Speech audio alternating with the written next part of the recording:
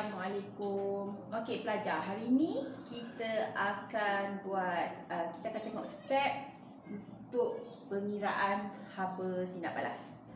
Okey, kita tahu haba tindak balas ni sebenarnya kita tengok pada jenis tindak balas.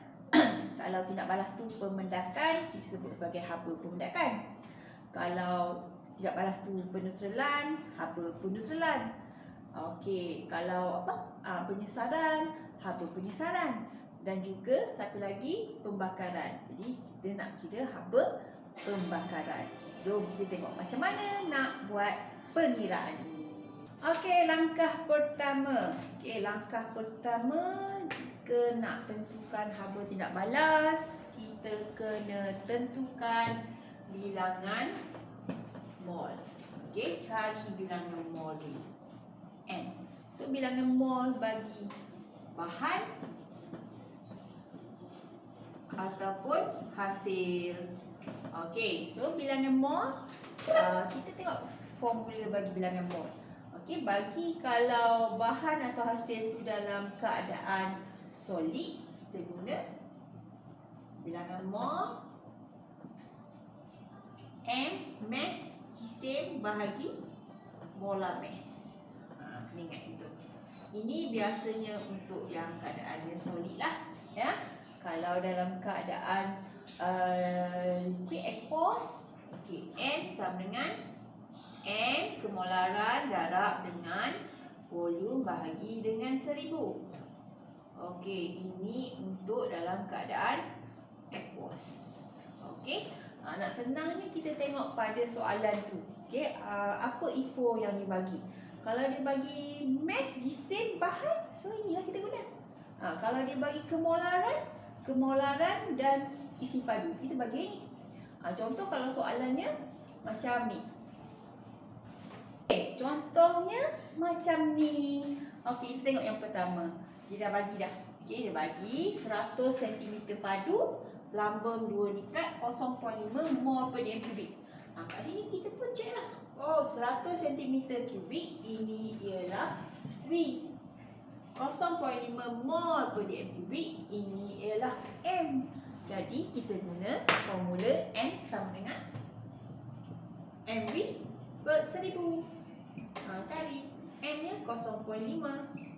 Okey, mol per dm kubik.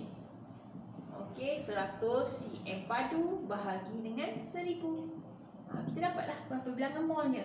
Okey, pastikan awak bawa sekali dengan unit. Okey, kalau tak ada unit, ia jadi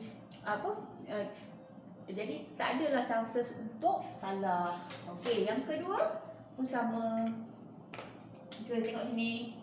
20 cm padu. So ini V. Okey, 0.1 mol per dm kubik. Ini M, ada V. Gunalah N sama dengan MV per 1000. Okey, macam itulah caranya. Kita cek, kita tengok pada soalan tu. Jom kita tengok langkah kedua pula. Okey, langkah kedua kita kena tengok perubahan haba. Okey, perubahan haba ataupun simbolnya adalah Q.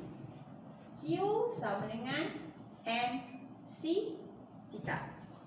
Okey, Q perubahan haba.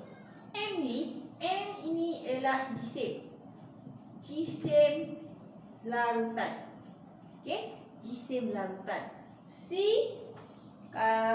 muatan haba tertentu air. Okey, muatan haba tertentu air ni memang dah muatan haba tertentu ni kita dah tahu dah. Ia mesti 4.2 joule per gram per darjah Celsius. Dan ini theta, ini ialah perubahan suhu. Okey, perubahan suhu. Kena cari ini dulu, ya. Okey, jisim larutan. Okey, jisim larutan, macam mana kita nak tengok jisim larutan? Okey, contoh untuk haba pemendakan. Kita perlu dua larutan yang berbeza. Betul tak? So ada dua bekas. Okey, ada dua bekas, ada dua cawan mempunyai larutan yang berbeza. Ini larutan A, ini larutan B.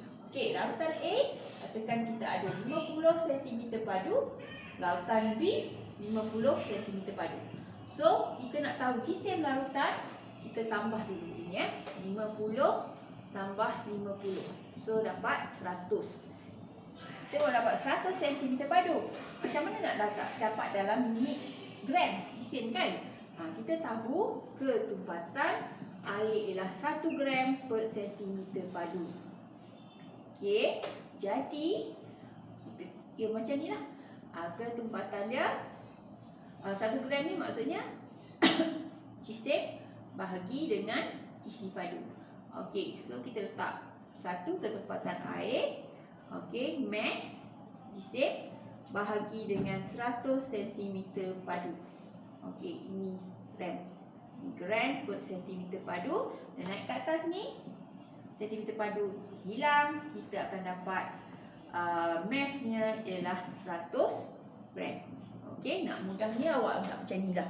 Kalau isi padunya 100 cm padu, maka jisim air, jisim larutan yang kita campur dua ini 100 gram. Okey, jadi sama jisim dengan isi padunya adalah sama, cuma unit yang berbeza sebab kita tengok pada formula ketumpatan. Contoh kedua, kalau ini dalam haba penyesaran. Okey, untuk haba penyesaran.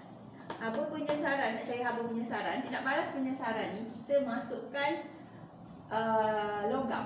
Logam, sebut logam, semua ataupun yalah sebut logam masuk dalam ni, masukkan logam dalam ni.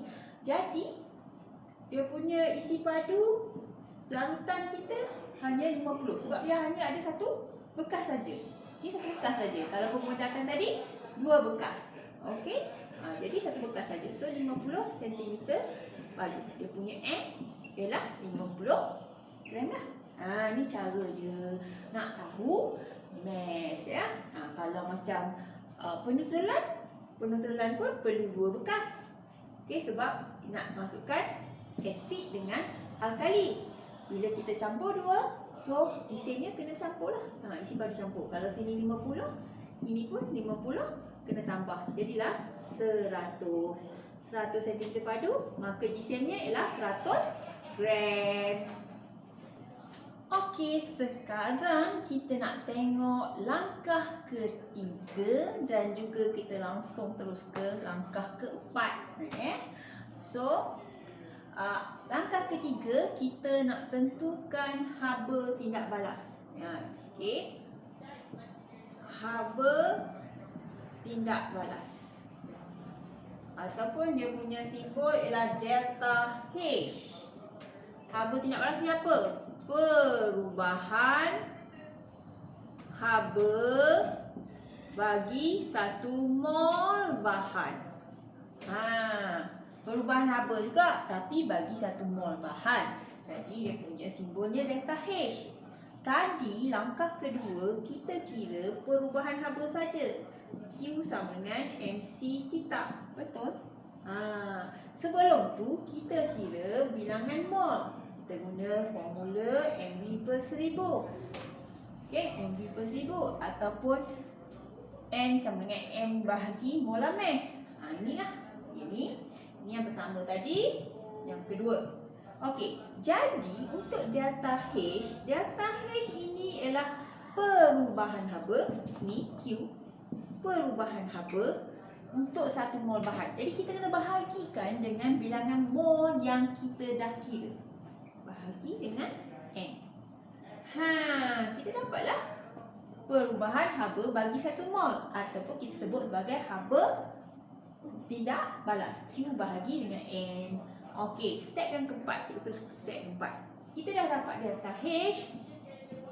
Okey, delta H unitnya ialah kilojoule per mol. Dapat nilai kat depan ni, kita kena letak simbol positif ataupun negatif. Okey, simbol positif atau negatif depan ni. Okey, simbol positif negatif. Kita buat dua-dua ni, salah satu. Okey, kalau positif ini untuk haba, untuk tindak balas endotermic. Endotermic ini untuk exotermic. Okey, macam mana nak kenal? Kita tengok pada pada haba, perubahan suhu. Okey, perubahan suhu. Kalau suhu tu meningkat, maka tindak balas tu ada eksotermik. Di hujung sekali, di hujung jawapan kita mesti ada tanda negatif. Kalau haba menurun, itu adalah endotermik. Kita letak tanda positif. Wajibun, wajibun letak, wajib letak ni positif dengan negatif. Kalau tak letak, tak dapat markah lah. Okey, markah akhir. Dah tengok ada berapa? Step 1, 2, 3, 4. 4 sahaja. Tak perlu pening-pening kepala. Ini saja caranya nak tentukan haba tindak balas. Senang kan? Senang je. Okey, selamat mencuba. Nanti kita tengok contoh.